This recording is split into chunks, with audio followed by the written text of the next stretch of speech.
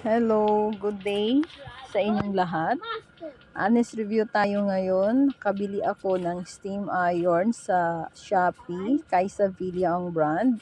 Ito siya, color blue ang kinuha ko. Dito lang siya lalagyan ng tubig.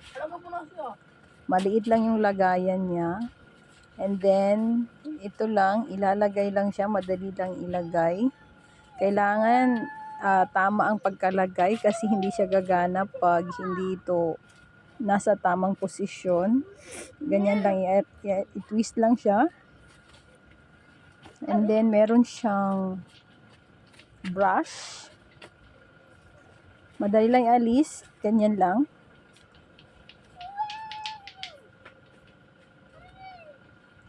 Yan lang guys, madali lang ialis. And then ngayon i-try natin sa damit ng aking anak sa kanyang uniform. I-try natin kung maganda. Ito, gumagana naman. Maganda. Madali lang ialis ang lukot ng uniform dito.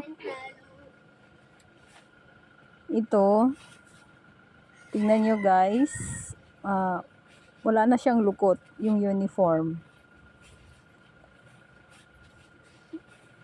Ito yung steam niya. Malakas din.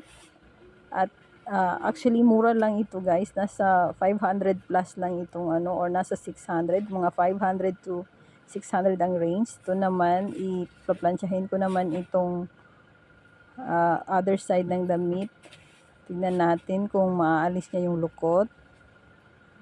Ito guys, maganda siya. Totoo lang, satisfied ako sa product na ito.